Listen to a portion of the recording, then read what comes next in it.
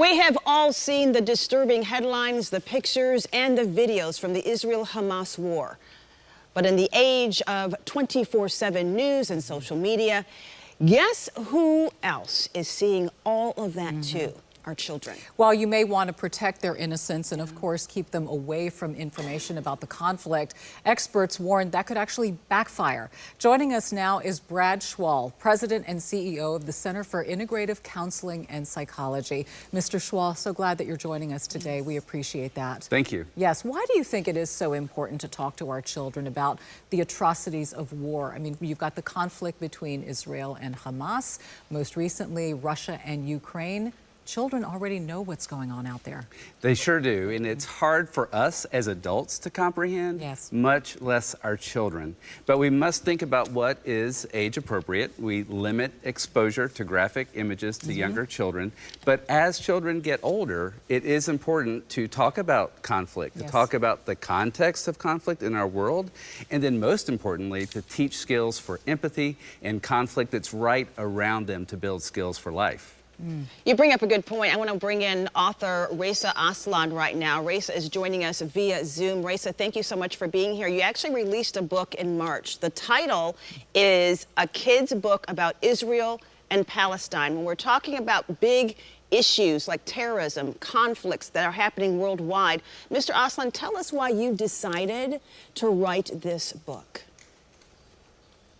Well, I'm a father of 4 children myself, and so I know from personal experience that they are being inundated with images of despair and destruction that are coming out of Gaza. And that, you know, as you rightly say, that these images are kind of unavoidable. They're seeing them at school, they're talking about the conflict with fellow students, with other parents, with their teachers. And this is, as you rightly note, a very complicated issue. I mean, most parents barely understand it, but it's also, I think, the perfect issue that demands a kind of deeper conversation, one that will allow parents and caregivers in conversation with their kids to give them a grounding of this conflict, a kind of background, a context that is fair, that is equal, that doesn't blame one side or the other, and that more than anything else gives them an opportunity to cultivate precisely the kind of empathy that you were all talking about, the resilience, the peacekeeping skills that are so necessary to navigate this world, which is becoming increasingly scarier and more polarized and more frightening for our children. Yes, I like Reza's use of the word grounding. That's so important to do when you have these conversations. And as you know, Dr. Schwall, I mean, approach is everything, right? How do you encourage parents to get in there and have these foundational conversations with their children? What are some tips to break the ice, so to speak? Yes. First, know your role.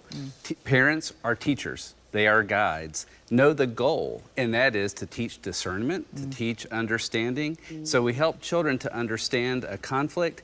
We help them also to understand all the different sides, because that is so key, to be able to understand the perspective of others. And then also, we're guiding our children to have empathy. Put yourself in the shoes of those individuals, those families that are in the middle of that conflict. And then in the end, as a teacher, you're helping your child understand the world, but also learn skills for the future.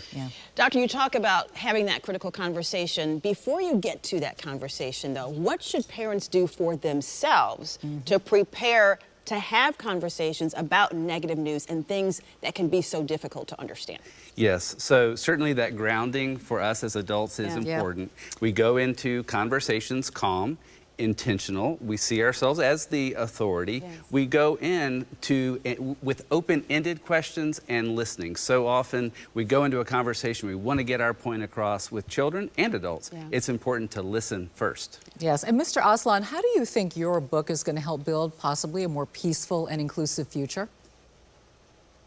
Well, this is one of those intractable conflicts that unfortunately has kind of ossified in the brains of a lot of adults. You know, our prejudices and our preconceived notions have kept us from really being able to see both sides of this conflict in a clear and even-handed way. And I think that what this conflict does, when presented in an age-appropriate way, as I try to do in the book, is it counters some of those stereotypes, some of those prejudices. It acknowledges the human cost of war, obviously, and the profound impact that it has on children.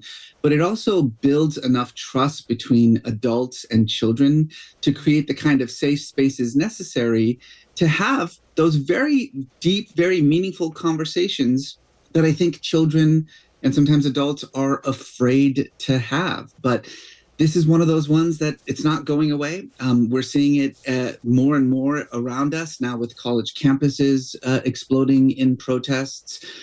This is something that I think, as much as we as parents may want to shield our children from some of these horrors, it's becoming increasingly difficult to do so because of social media. But I truly believe that it's also an opportunity. If you can figure out a way to see both the Israeli and the Palestinian side of this without necessarily denying the other one immediately, then I think you have a kind of superpower.